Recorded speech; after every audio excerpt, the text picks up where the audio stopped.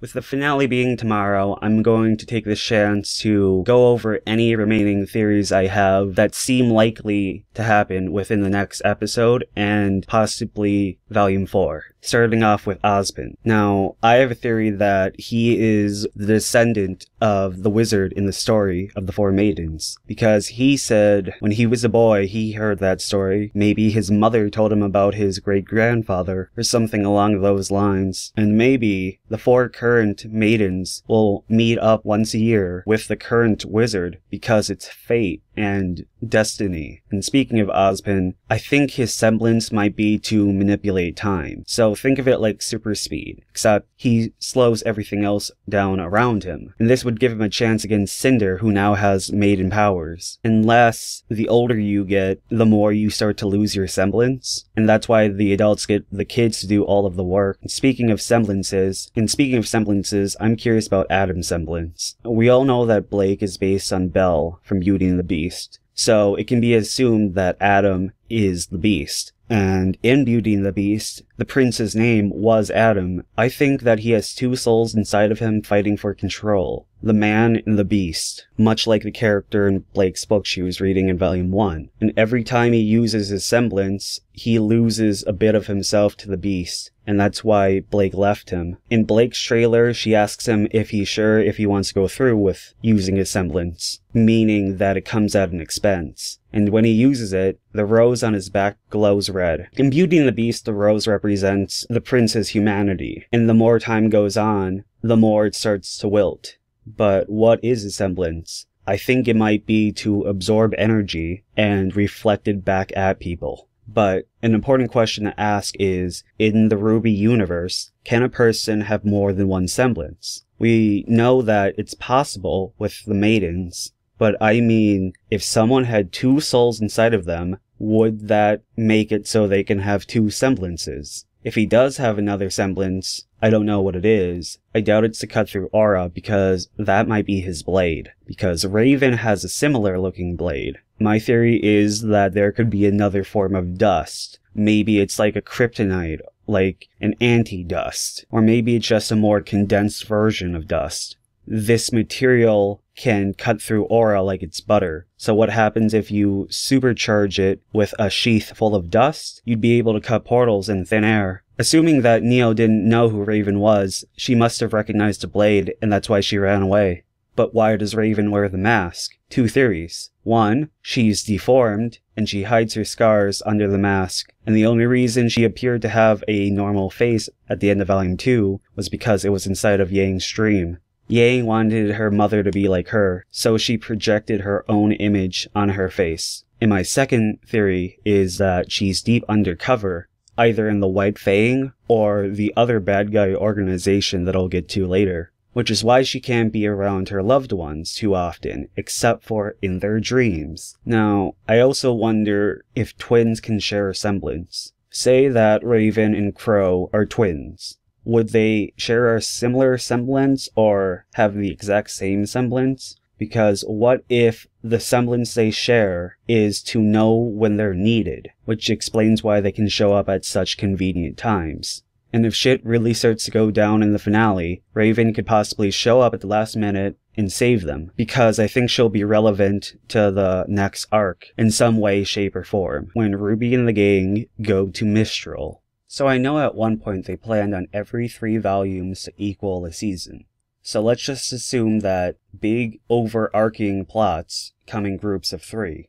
And I feel that the next arc will involve the group going to Mistral, but not before making a quick stop at Atlas. But let's talk about Ironwood first. I calculate there's about a 78% chance of him dying, and there's a lot of reasons for it. His sympathetic secret has been revealed, making him a prime target. The setting he's in is perfect for a final goodbye.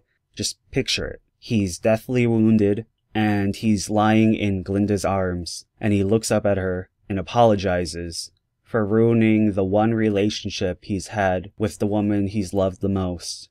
Not to mention, if he were to die, Winter would become the new general of Atlas, meaning she'd get more character development, which means she'd be extremely relevant if they were to go to Atlas before going to Mistral in the next arc. But I'm pretty sure if they were to go to Mistral, they would still stop by Atlas because of one more reason. We see a man reacting to Penny's death in the tournament. I'm going to assume that this man is the Geppetto character, basically Penny's father. And he's heard about Ruby, and he's grateful that she befriended his daughter. And to repay them, he'll hook Yang up with a new robo-arm. But is Penny really dead? Cinder is shown looking at blueprints of Penny, and assuming she had something in mind for her, why else would they show us this? When Ruby is asked how she would be able to go to Beacon with her, Penny mentioned that she had a plan, but we never got to hear what that plan was. What if the plan was to fake her own death? And while Emerald and Mercury were trying to manipulate the fight, they weren't expecting her to get cut in half. But that's probably just too comedic for it to be true. But I'm pretty sure that Penny isn't dead. And by that I mean, she's not going to stay dead. The real question is, how long will it be before she comes back, and how she'll come back? Maybe they'll bring what's left of Penny to her father, and that's how she'll be restored. And with Penny technically dead, and Mercury injured, and Yang and Pyrrha are disqualified, and 3 of them aren't even modeled, does that make Sun the technical winner? I mean, that Sun guy is just a great guy. He always looks on the bright side of life and just really shines. And with Ruby getting darker by the episode, Sun's gotta go down eventually, because of the darkness. But you might be asking, why is Ruby getting so dark? Well, it's always been there, growing in the background. But who's making it darker is the real question. Who is the boss of Cinder? Who's the queen that controls the pawns? We don't know yet, but we have heard her in the very first episode. Guardians. Build your monuments to a so-called free world. But take heed. There will be no victory in strength. But perhaps victory is in the simpler things that you've long forgotten. Things that require a smaller, more honest soul. She was right about you. Such arrogance. So, she knows someone who knows Ozpin.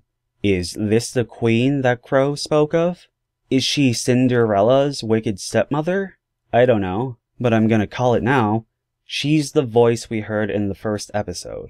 She was the one talking to Ozpin. Could this woman be the one who killed Ruby's mother? Or do you think that's gonna be Cinder's job? Who knows? What do they have to do with the Grimm? When Emerald was recruited, she was shocked by something being revealed to her, which we can only assume was the Grimm. You will question everything you know. This is impossible. Does this group have the secret of the Grimm? Or are they the source of the Grimm? Maybe the Grimm are like a hybrid between the Heartless from Kingdom Hearts and the Titans from Attack on Titan. The only thing that they know is to destroy the light. The light being happiness, creativity, etc. And they are attracted sadness and panic. Like it has some kind of draw to them. Like some kind of beacon. But we do know, whoever they are, they use darkness.